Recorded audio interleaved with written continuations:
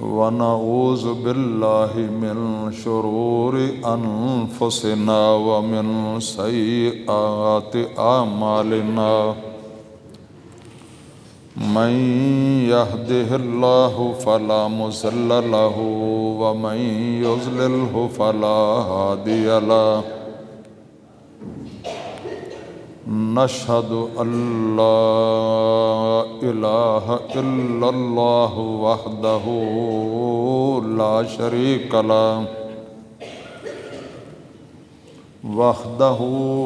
شريك له ولا وزير له ولا مشير له ولا ند له ولا ضد له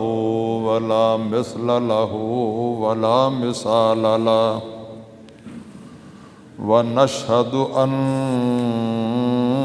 سيدنا ومولانا محمدا عبده ورسوله صلى الله عليه وسلم أرسله الله إلى الناس بشيرا ونذيرا وداعيا إلى الله بإذنه وسراجا منيرا أما بعد فإن أحسن الحديث كتاب الله وإن أحسن الهدي هدي محمد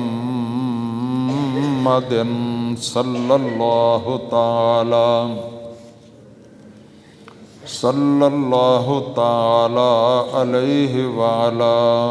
آله وأصحابه وأحبابه وأزواجه وأتباعه وسلم وشر الأمور محدثاتها وكل محدثة بدعة وكل بدعة ضلالة وكل ضلالة في النار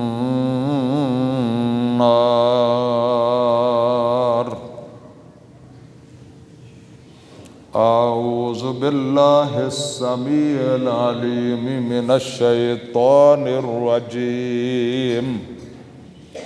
بسم الله الرحمن الرحيم يا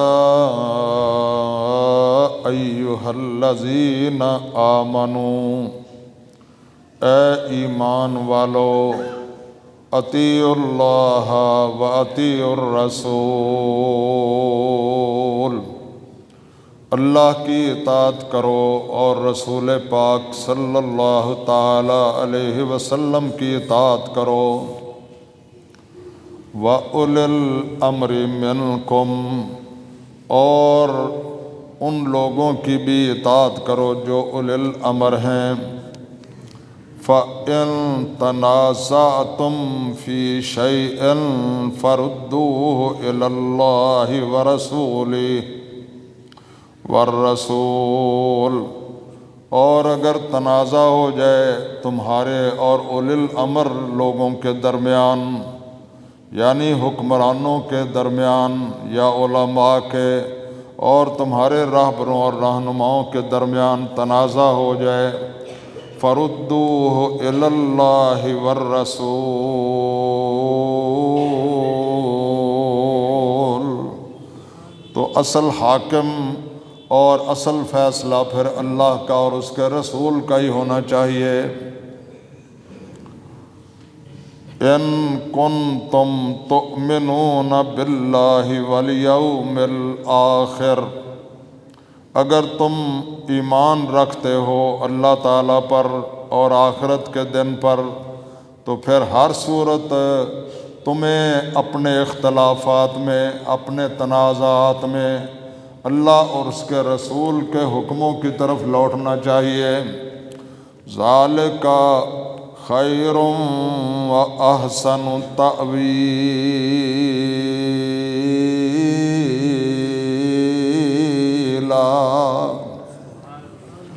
اور یہ بات بہت ہی اچھی ہے اور عمدہ ہے تمہارے انجام کے اعتبار سے، نتیجے کے اعتبار سے یہ بات بہت ہی اچھی ہے۔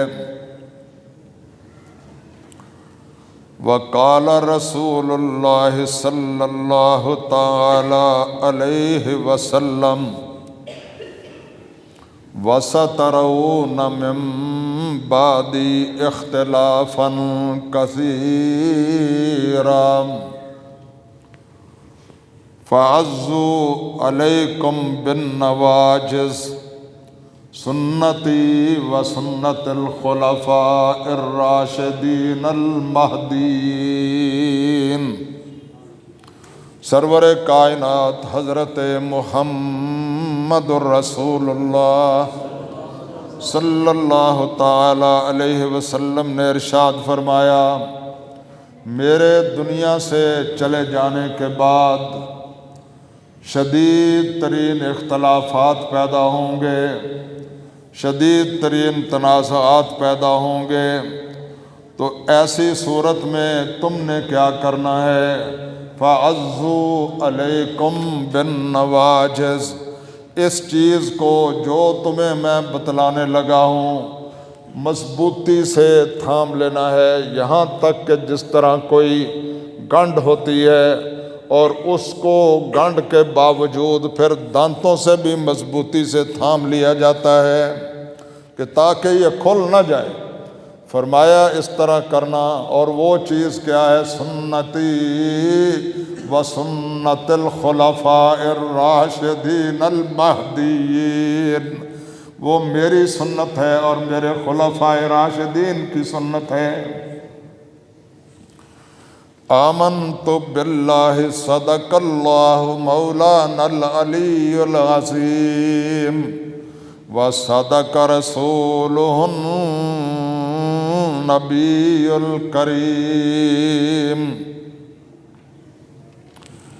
گلستان آقا نے سینچا ہے دین کا، گلستان آقا نے سینچا ہے دین کا، بہار گلستان صدیق اکبر۔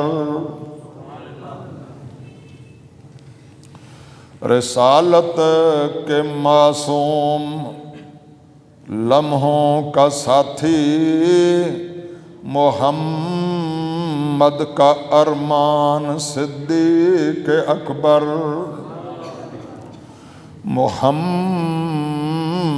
تو سلطان ہیں انبیاء کے، صحابہ کا سلطان صدیق اکبر رضی اللہ تعالی۔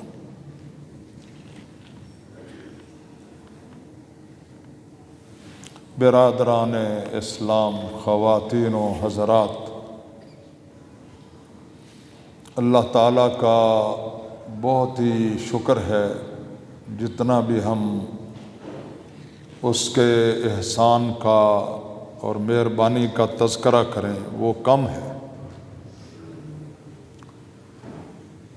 کہ ہم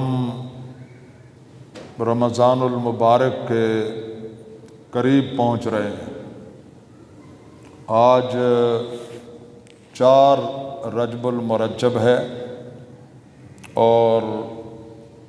احادیث میں یہ بات واضح طور پر موجود ہے کہ میرے اور آپ کے پیر و مرشد، سارے جہانوں کے سردار، انبیاء کے امام، کالی کملی والے آقا حضرت محمد الرسول اللہ صلی اللہ تعالی علیہ وسلم جب رجب کا چاند طلوع ہوتا تھا، آپ رجب کا چاند دیکھتے تھے تو اسی وقت سے رمضان المبارک کی تیاریاں شروع کر دیتے تھے۔ اللہ تعالی ہم مسلمانوں کو بھی توفیق عطا فرمائے۔ یہ رمضان المبارک بڑا قیمتی تحفہ ہے اللہ تعالیٰ کی طرف سے، امت رسول کے لیے بہت ہی قیمتی لمحات ہوتے ہیں اور قبولیت کے مقام ہوتے ہیں۔ اس لیے میں سمجھتا ہوں کہ ہمیں اپنے پیارے رسول صلی اللہ تعالی علیہ وسلم کے نقش قدم پر چلتے ہوئے اور آپ کی سنت کو اپناتے ہوئے ابھی سے رمضان المبارک کے لیے پروگرام ترتیب دینے چاہیے، پلاننگ کرنی چاہیے، اپنے دنیاوی دھندوں کو اور کاموں کو سمیٹنا چاہیے تاکہ رمضان المبارک کو ہم اللہ تعالیٰ کی عبادت کے لیے ہی مخصوص کر سکیں۔ دوسری بات یہ ہے کہ حضرت علامہ اقبال رحمۃ اللہ علیہ نے بھی ارشاد فرمایا کہ ہمت او کشت ملت راچوں ابر، ثانی اسلام و غار و بدر و قبر، کہ سیدنا صدیق اکبر رضی اللہ تعالیٰ عنہ وہ ہستی ہیں کہ جنہوں نے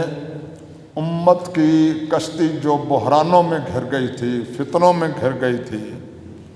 اور تنازعات پیدا ہو گئے تھے، اس میں سے اگر کسی نے اس امت کی کشتی کو خیریت و عافیت کے ساتھ نکالا ہے اور کامیابی کے ساتھ منزل مقصود تک پہنچایا ہے تو وہ حضرت صدیق اکبر رضی اللہ تعالی عنہ۔ عزیزان گرامی قدر، میں آپ کو یہ بتلانا چاہتا ہوں، بہت یہ دور بھی فتنوں کا دور ہے اور یہاں صورت حالات یہ ہو چکی ہے کہ آج لوگوں کو صحیح باتیں بتلائی نہیں جاتی بلکہ حقیقتیں چھپائی جاتی ہیں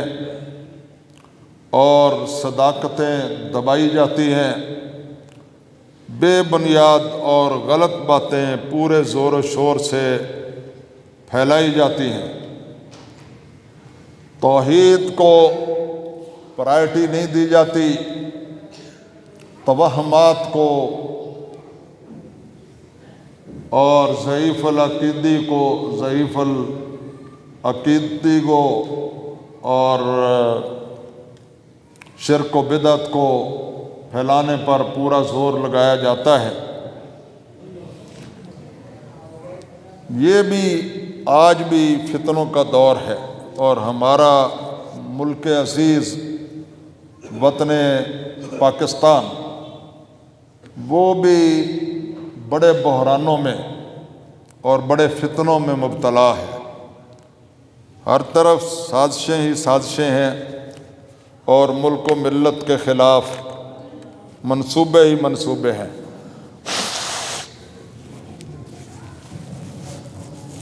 میں آپ کی خدمت میں یہ عرض کرنا چاہتا ہوں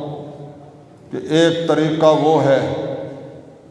کہ جس طریقے پر راستے پر چل کر ہمارے حکمران دن رات کہتے ہیں کہ ہم بحرانوں سے ملک کو نکال لیں گے اور سنبھال لیں گے، مگر وہ دن بدن ناکام ہو رہے ہیں۔ ایک طریقہ وہ تھا کہ جو سیدنا ابو بکر صدیق اکبر رضی اللہ تعالیٰ عنہ کا طریقہ تھا بحرانوں سے اور فتنوں سے نجات پانے کا، وہ طریقہ اللہ تعالیٰ نے بتلایا۔ یہ جو میں نے خطبہ میں سورہ پاک سورہ نساء کی ایک آیہ کریمہ مبارکہ آپ کے سامنے تلاوت کی اور ایک پیارے رسول کی حدیث مبارکہ بھی آپ کے خدمت میں پیش کی، اور دونوں کا مفہوم یہ ہے کہ ہمارے انجام کی بہتری اور نتائج کی بہتری جو ہے وہ اسی میں ہے کہ ہم اپنے تمام تنازعات کو، اختلافات کو اللہ اور اس کے رسول کی طرف لوٹائیں، اور ادھر سے جو ہدایات ملتی ہیں ان پر عمل پیرا ہوں۔ اگر ہم اس راستے پر عمل پیرا ہوں گے تو ہماری تمام کی تمام مشکلات کا بھی خاتمہ ہو جائے گا، اور اللہ کی مدد اور نصرت بھی آ جائے گی، اور ہمارے تمام کے تمام جو مصائب اور فتنے ہیں ان سے بھی ہمیں نجات مل جائے گی۔ یہ وہ طریقہ ہے جو حضرت ابو بکر صدیق اکبر رضی اللہ تعالیٰ عنہ نے اپنایا۔ اب میں ترتیب وار آپ کو بتلانے سے پہلے یہ بھی بتلا دوں کہ جیسے حضرت علامہ اقبال نے کہا، ہمت او کشت ملت راچ و ابر، ثانی اسلام و غار و بدر و قبر، امت کی کشتی کو سارے بحرانوں اور مصیبتوں سے اگر کسی نے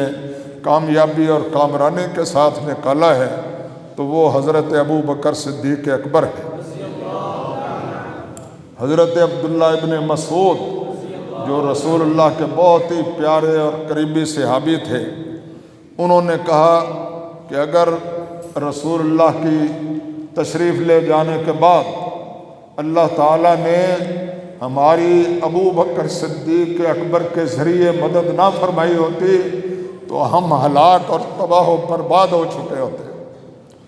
یہ وہ ہستی ہیں کہ جن کے پیغمبر اسلام پر بھی سب سے زیادہ احسانات ہیں اور امت پر بھی سب سے زیادہ احسانات ہیں، اور یہ میں آپ کو بتلانا چاہتا ہوں، شیطان جو ہے وہ سب سے زیادہ تکلیف اس کو ہوتی ہے عقیدہ توحید سے، اللہ تعالیٰ کی وحدت سے، کہ وہ لا شریک لہ ہے۔ وہ توحید کو ختم کرنے کے لیے اور شرک کو پھیلانے کے لیے محبت کا ہتھیار استعمال کرتا ہے۔ محبت، یہ میں بڑے پیار سے آپ کو بات سمجھانا چاہتا ہوں، اللہ کرے میں سمجھانے میں کامیاب ہو جاؤں۔ حقیقت یہ ہے کہ جتنا بھی دنیا میں شرک پھیلا ہے یا لوگوں نے اللہ کے شریک بنائے ہیں، وہ عداوت سے نہیں بنائے ہیں، دشمنی سے نہیں بنائے ہیں، بلکہ محبت سے بنائے ہیں۔ یہ بات اللہ تعالیٰ ہمیں سمجھنے کی توفیق عطا فرمائے۔ محبت کی حدود و قیود ہیں۔ ایک محبت ہے باپ کی، ایک محبت ہے اولاد کی، ایک محبت ہے بیوی کی، ایک محبت ہے بہن کی، ایک محبت ہے استاد کی، ایک محبت ہے رسول اللہ کی، ایک محبت ہے اللہ تعالیٰ کی۔ ساری محبت درجہ بدرجہ ہے، سب کا مقام ایک ہی نہیں ہے۔ شیخ سعدی رحمۃ اللہ علیہ نے فرمایا، گر حفظ مراتب نہ کنی زندگی، اگر حفظ مراتب جو ہے درجے بندی ختم کر دی جائے تو پھر زندگیت اور الحاد ہوتا ہے، اور اسی سے شرک جنم لیتا ہے۔ آپ اچھی طرح اس بات کو ذہن نشین فرما لیں کہ یہودیوں نے جو حضرت عزیر کو اللہ کا بیٹا بنایا، قرآن کہتا ہے وقالت الیہود عزیر ابن اللہ وقالت النصارى المسیح ابن اللہ، تو یہودیوں نے عزیر علیہ السلام کو اللہ کا بیٹا عداوت یا دشمنی سے نہیں بنایا، بلکہ محبت جو ہے اس کی حدود و قیود کو کراس کیا اور کہا کہ نہیں ان میں کوئی فرق نہیں ہے، اللہ اور عزیر ایک ہی ہے۔ اور پھر اسی طرح عیسائیوں نے کہا۔ اسی طرح ہمارے آج کے لوگ بھی کچھ ایسے ہیں جو رسول اللہ صلی اللہ علیہ وسلم کے بارے میں اس طرح کے خیالات رکھتے ہیں۔ اللہ تعالیٰ ان کو یہ یہود و نصارہ کی جو اللہ تعالیٰ نے مذمت کی ہے اور تردید کی ہے ان کے نظریات کی، ان کو غور سے پڑھ کر اپنی اصلاح کرنے کی توفیق عطا فرمائے۔ میں آپ کی خدمت میں یہ عرض کرنا چاہتا ہوں، رسول پاک صلی اللہ تعالیٰ علیہ وسلم سے جتنی صحابہ کو محبت تھی اور کسی کو اتنی محبت ہو سکتی نہیں ہے، ہونا تو بڑی دور کی بات ہے میرے بھائی، اس محبت کا تصور بھی نہیں کیا جا سکتا۔ میرے اور آپ کے آقا علیہ الصلوۃ والسلام نے ارشاد فرمایا ان کے خلوص کے بارے میں، ان کے للہیت کے بارے میں اور ان کی محبت کے بارے میں۔ حضور نے فرمایا، آپ نے فرمایا کہ اگر تم لوگوں میں سے کوئی، یعنی جو غیر صحابہ ہیں، وہ احد پہاڑ کے برابر سونا اللہ تعالیٰ کی راہ میں خرچ کریں تو میرا صحابی ایک مٹھی بھر کے جو اللہ کی راہ میں خرچ کرے، فرمایا تمہارا احد پہاڑ کے برابر سونا اللہ کی راہ میں خرچ کرنا جو ہے وہ صحابی کے ایک مٹھی جو کا درجہ اور مقام حاصل نہیں کر سکتا۔ یہ کیوں؟ اس لیے کہ جس خلوص سے اس نے کیا ہے وہ خلوص غیر صحابہ میں اس کا تصور بھی نہیں کیا جا سکتا۔ میرے بھائیوں اور بزرگوں، یہ میں آپ کو بتلانا چاہتا ہوں، سب سے پہلا وار توحید پر شیطان نے کروایا، محبت کی آڑ میں صحابہ کو محبت تھی حضور سے جس کا کوئی مثال ہی نہیں ہے۔ انہوں نے کئیوں نے کہا کہ نہیں رسول اللہ کی وفات نہیں ہوئی، یہ رسول اللہ کی تو موت آ ہی نہیں سکتی، حضور کی وفات نہیں ہوئی ہے بلکہ وہ تو زندہ ہے۔ آج کل بھی لوگ کہتے ہیں نا رسول اللہ کے بارے میں موت کا لفظ جو ہے وہ سمجھتے ہیں یہ بہت بڑی گستاخی ہے، بڑی بے ادبی ہے، حالانکہ اگر یہ بے ادبی اور گستاخی ہوتی تو میں آپ سے پوچھتا ہوں کہ اللہ تعالیٰ قرآن پاک میں رسول اللہ کی موت کے لفظ استعمال کر سکتا تھا؟ بھلا اللہ تعالیٰ نے قرآن پاک میں ایسی بات کی ہے؟ اللہ نے خود کہا وَمَا مُحَمَّدٌ إِلَّا رَسُولٌ قَدْ خَلَتْ مِن قَبْلِهِ الرُّسُلُ أَفَإِن مَّاتَ أَوْ قُتِلَ انقلبتم عَلَىٰ أَعْقَابِكُمْ وَمَن يَنقَلِبْ عَلَىٰ عَقِبَيْهِ فَلَن يَضُرَّ اللَّهَ شَيْئًا وَسَيَجْزِي اللَّهُ الشَّاكِرِينَ۔ اللہ تعالیٰ نے خود فرمایا إِنَّكَ مَيِّتٌ وَإِنَّهُم مَّيِّتُونَ، اے میرے پیغمبر آپ کی بھی موت آنے والی ہے اور جو آپ کے یہ دشمن ہیں ان سب کی بھی موت آنے والی ہے۔ یہ اللہ نے قرآن میں کہا۔ اب قرآن کی بات جو ہے ہمارے آج کل کے جعلی عاشق اور جعلی محب جو ہیں وہ نہیں موت کا لفظ نہیں بول، وہ جب یہ ان آیتوں کا ترجمہ کرتے ہیں پردہ فرما گئے ہیں، پردہ فرما گئے ہیں، انتقال فرما گئے ہیں، رحلت، موت کا لفظ نہیں زبان پر لانا، حالانکہ موت ایک ایسی بڑی اٹل حقیقت ہے کہ جس کا کوئی بڑے سے بڑا دنیا کا کافر بھی انکار نہیں کر سکتا۔ آپ اندازہ کیجئے میرے بھائیوں اور بزرگوں، صحابہ میں سب سے پہلی آزمائش یہ پیدا ہوئی، حضرت عمر فاروق اعظم رضی اللہ تعالیٰ عنہ جیسا عظیم ترین رسول اللہ کا ساتھی اور ابو بکر کا ساتھی، وہ تلوار لہرا رہے تھے، خبردار جس نے کہا محمد رسول اللہ وفات پا گئے میں اس کی گردن اتار دوں گا۔ اب آپ مجھے بتائیں کتنی سنگین صورت حالات تھی۔ اس صورت حالات میں حضرت ابو بکر صدیق اکبر نے اللہ تعالیٰ کی توحید کی حفاظت کی ہے اور خداوند قدوس کی وحدانیت کا پرچم لہرایا ہے۔ ان حالات میں آپ نے آ کر خطبہ دیا اور یہی آیتیں پڑھی جو میں نے ابھی آپ کو پڑھ کر سنائی ہیں رسول اللہ کی وفات کے سلسلے میں، اور پھر آپ نے فرمایا فَمَنْ كَانَ يَعْبُدُ اللَّهَ فَإِنَّ اللَّهَ حَيٌّ لَا يَمُوتُ، کہ دیکھو جو لوگ اللہ کی عبادت کرتے ہیں وہ جان لیں کہ اللہ تعالیٰ ہمیشہ زندہ ہے اور ہمیشہ قائم و دائم رہنے والا ہے، اور جو رسول اللہ کو اللہ کے ساتھ معبود بناتے ہیں وَمَنْ كَانَ يَعْبُدُ مُحَمَّدًا فَإِنَّ مُحَمَّدًا قَدْ مَاتَ، وہ کان کھول کر سن لیں کہ رسول پاک صلی اللہ علیہ وسلم جن کو وہ اللہ کی طرح اپنا معبود بناتے ہیں، ان کی موت واقع ہو چکی۔ یہ الفاظ کس نے کہے؟ ذرا اونچی بولیں، اونچی بولیں۔ کس نے کہے؟ ادھر والے بھی بولیں، کس نے کہے؟ مجھے بتاؤ، حضرت ابو بکر سے بڑا کوئی رسول اللہ کا عاشق اور بڑا محب اور بڑا مخلص ترین ساتھی ہو سکتا ہے؟ اندازہ کیجیے کہ انہوں نے یہ سخت ترین الفاظ کیوں کہے؟ اس لیے کہ عقیدہ توحید پر زد پڑ رہی تھی، اور یہ کیسے ہو سکتا ہے کہ ابو بکر صدیق کی موجودگی میں وہ عقیدہ جو 1,24,000 انبیاء کا عقیدہ ہے، اور جس کو سب سے احسن اور خوبصورت انداز میں میرے اور آپ کے پیارے پیغمبر محمد رسول اللہ نے پیش کیا، وہ ابو بکر صدیق کی ذات میں کہ آپ کی حیات مبارکہ میں ڈیمیج ہو جاتا۔ یہ تھی سب سے پہلے عقیدہ توحید کی اگر حفاظت کی ہے رسول اللہ کے بعد، اور عقیدہ توحید کی بنیاد مضبوط کی ہے، تو وہ حضرت ابو بکر صدیق اکبر نے کی ہے۔ دوسرا کہ جنگ یمامہ میں بہت سارے قرآن پاک کے حفاظ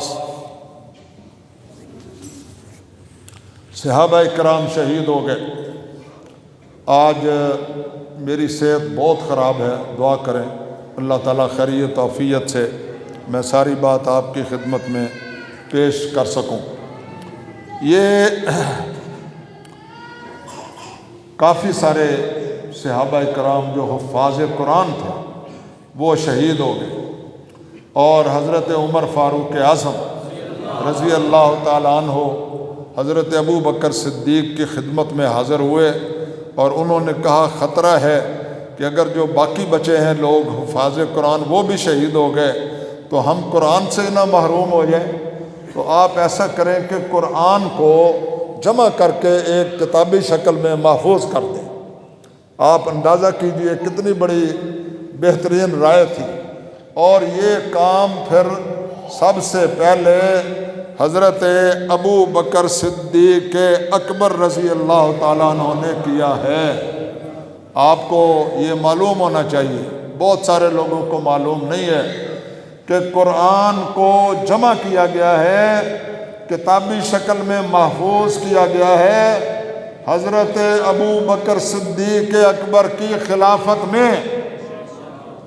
سارے کہو سبحان اللہ، اللہ تعالیٰ ان کو جزائے خیر دے۔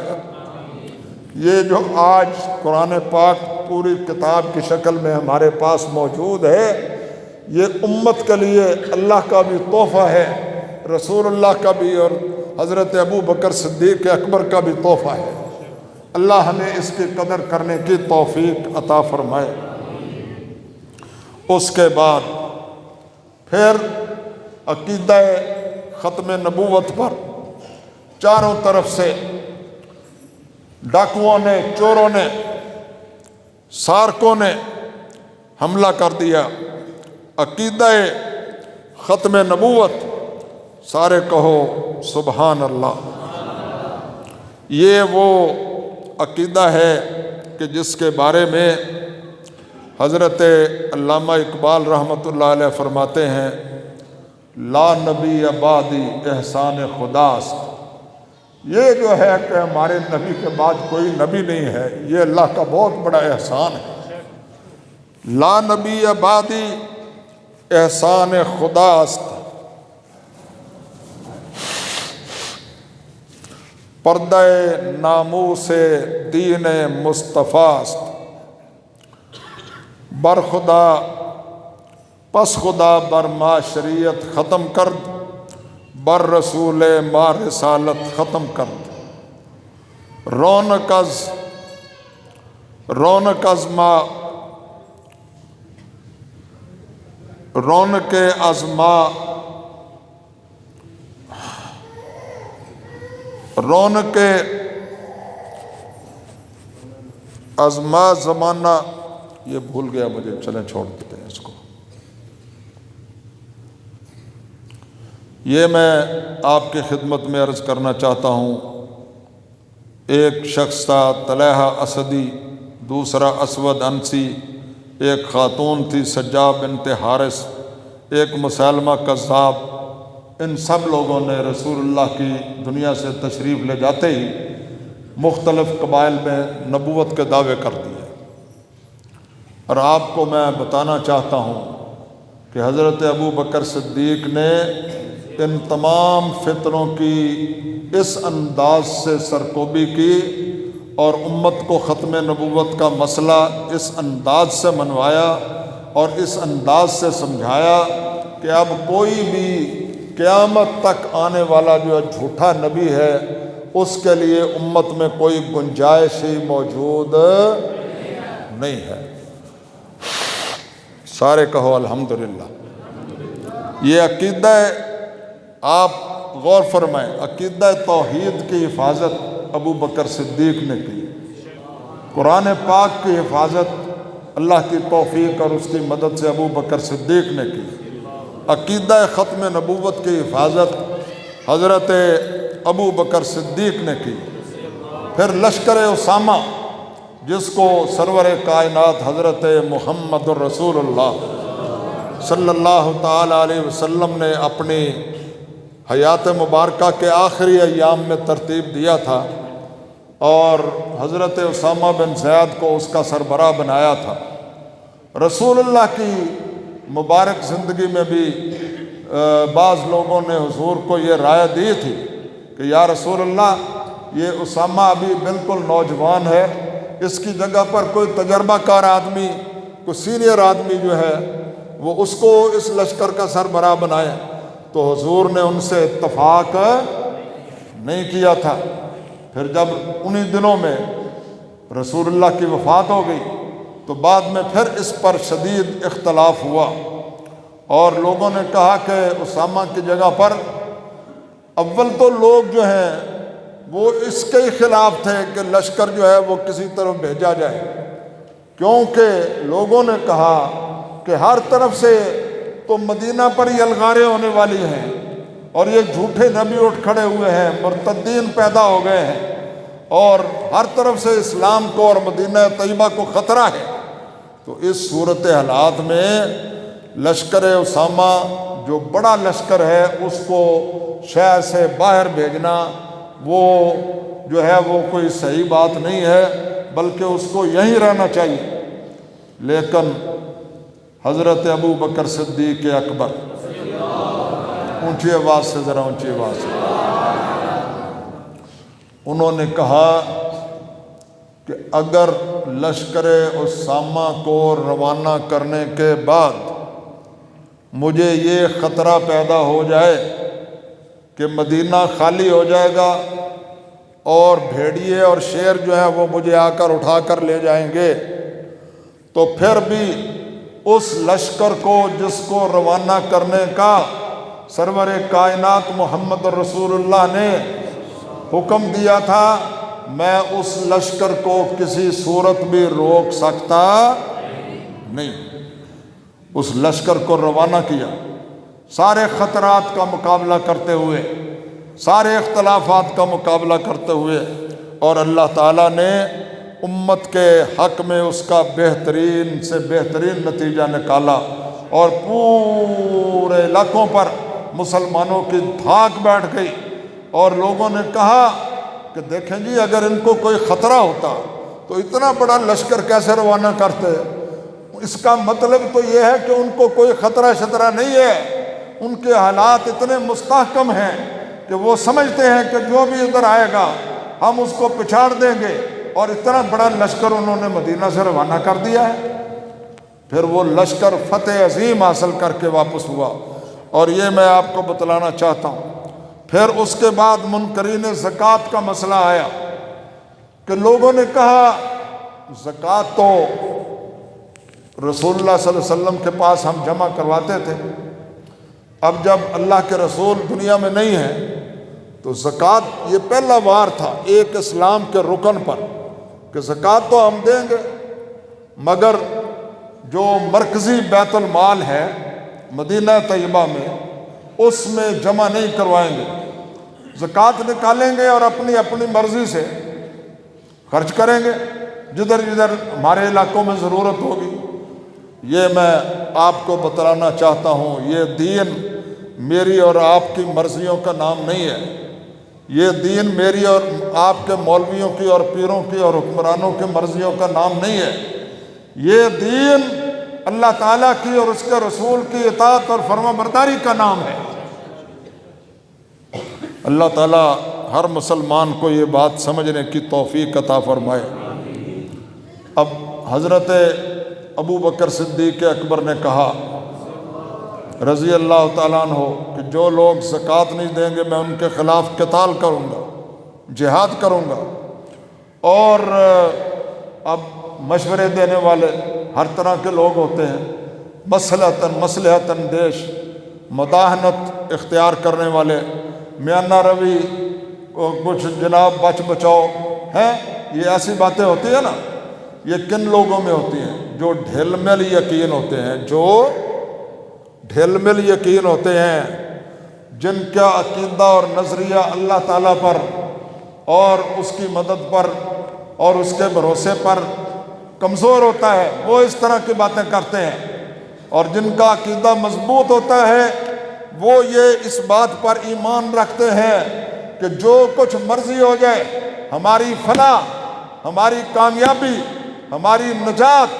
اور ہماری فتح نصرت جو ہے وہ اللہ اور اس کے رسول کے حکموں پر عمل کرنے میں۔ حضرت ابو بکر صدیق نے جب یہ فیصلہ کیا تو سب لوگ آئے کہ دیکھیں جی وہ نماز تو پڑھتے ہیں، کلمہ بھی پڑھتے ہیں اور روزے بھی رکھتے ہیں، باقی تو ہر چیز کا مانتے ہیں، اور زکوٰۃ جو ہے وہ اگر وہ کہتے ہیں ہم اپنی مرضی سے، تو آپ ذرا نرمی کریں ہیں، آپ ذرا۔ حضرت عمر فاروق اعظم رضی اللہ تعالیٰ عنہ جیسا عظیم آدمی وہ بھی آئے، یا خلیفۃ رسول اللہ تألف الناس، اے اللہ کے رسول کے خلیفہ آپ ذرا لوگوں سے نرمی کریں اور لوگوں کے ساتھ ذرا جو ہے وہ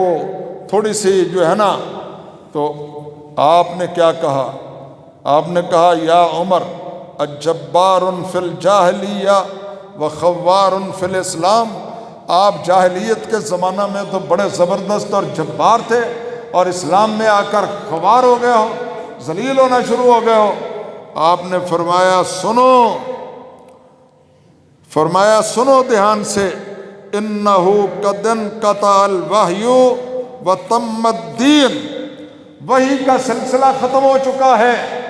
اللہ کا دین کامل اور مکمل فرما گئے ہیں رسول پاک صلی اللہ علیہ وسلم۔ اور میرا عقیدہ سن لو، سارے کہو سبحان اللہ۔ یہ وہ بات ہے اگر حکمران اپنائیں تو ہمارے سارے مصائب پر پریشانیاں ختم ہو سکتی ہیں۔ آپ نے فرمایا اَيُنْقَصُ وَأَنَا حَيٌّ، کیا اللہ کا دین جو ہے اس میں نقص پیدا کیے جائیں گے؟ اور وَأَنَا حَيٌّ، اور میں زندہ ہوں گا۔ فرمایا یہ کبھی نہیں ہو سکتا کہ ابو بکر زندہ ہو اور ابو بکر کی زندگی میں اللہ کا دین کمزور ہو جائے، یہ نہیں ہوگا۔ آپ نے فرمایا واللہ لو جاہدہم ولو منعونی اقالا، مجھے اللہ کی قسم ہے جو شخص زمانہ رسول میں جتنی زکوٰۃ مرکزی بیت المال میں جمع کرواتا تھا اس میں سے اگر کوئی اونٹ کو نکیل ڈالنے والی رسی بھی کم دے گا تو میں اس کے خلاف بھی جہاد کروں گا۔ یہ اس طرح میرے بھائی دین قائم ہوا ہے، میرے اور آپ کی طرح نہیں چلو جی یہ بزرگوں نے کہا اس طرح بھی کر لو، یہ ہمارے مولوی صاحب نے کہا تھا جی میں نے کہا چلو اس طرح بھی کر لیتے ہیں، یہ پیر صاحب کا ارشاد تھا، یہ اللہ رسول کی بات تو ٹھیک ہے لیکن پیروں نے فرمایا تھا ہم اس طرح کر لیتے ہیں۔ مجھے بتائیں دین اس طرح قائم ہوگا یا دین اس طرح قائم ہوگا جس طرح ابو بکر صدیق اکبر نے کیا تھا؟ یہ میں آپ کو آخر میں بتلانا چاہتا ہوں، اگر مصلحت کوش اسلام ہوتا، اگر مصلحت کوش اسلام ہوتا اگر مصلحت کا مرض عام ہوتا، پیغمبر حرا سے نہ تشریف لاتے، بتوں کے پجاری پکارے نہ جاتے، ڈرایا نہ جاتا